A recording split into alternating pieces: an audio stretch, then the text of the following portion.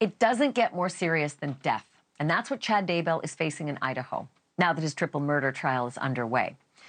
A year ago, everybody thought that his wife, Lori Vallow, might have a shot at beating the rap if she'd only pinned the murders of her two kids and his late wife on Chad. After all three bodies were found in his house and in his backyard. But she did not do that. And she lost, and she's in prison for life. Chad, however, Chad's trial looked a heck of a lot more like a slam dunk conviction than Lori's, so why on earth did he not even consider taking a deal? Why didn't Chad offer to admit to the murders to save his skin and stay off death row?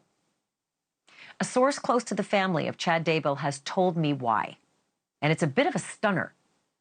On the day of opening statements, I can exclusively report that Chad refused multiple overtures to agree to a plea deal in his triple murder case, truly believing that he, Chad Daybell, could beat this rap.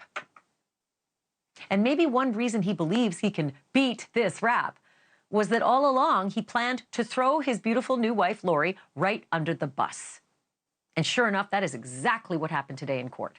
Right out of the gate, Chad's lawyer opened by stating that Chad was led down the garden path by the real villain, Lori Vallow. His lawyer declared Vallow so knocked down gorgeous and sexy and such a manipulative beauty queen that Daybell was powerless to resist. But the prosecutors sang a whole different tune. They said that Chad wanted just three things in life: sex, money, and power, and that nothing would stand in his way. Not his first wife, Tammy, who's also the mother of his kids, and not the two youngest children of Lori Vallow, Tylee and JJ.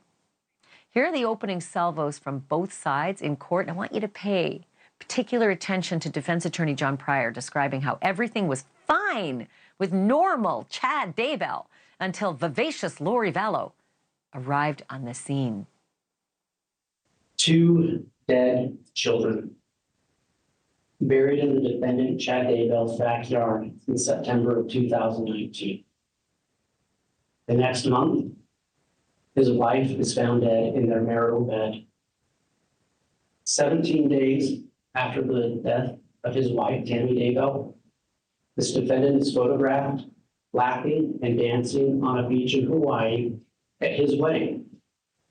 It's Lori Vallow, a woman who was his mistress and the mother of the children buried in the graves on his property.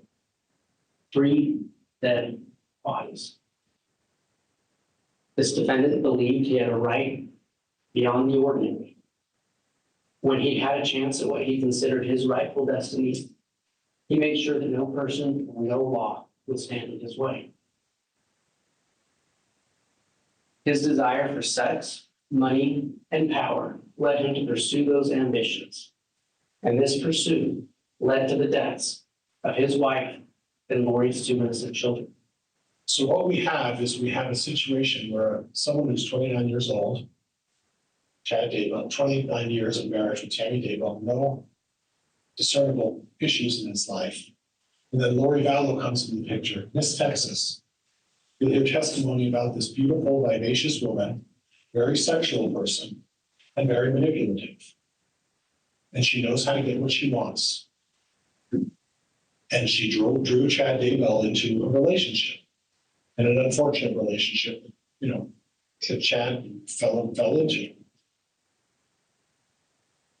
After that, things started rolling, issues started happening, but eventually, yes, there was a murder and there was a burial. Wait, do what now? There was a murder and there was a burial? That's how Chad's attorney describes the two kids burned, dismembered, wrapped in plastic and tape and buried in Chad's backyard. Oh, by the way, there was a murder? Hell right, there was a murder. 3 of them. And there's some text messages that we're going to see.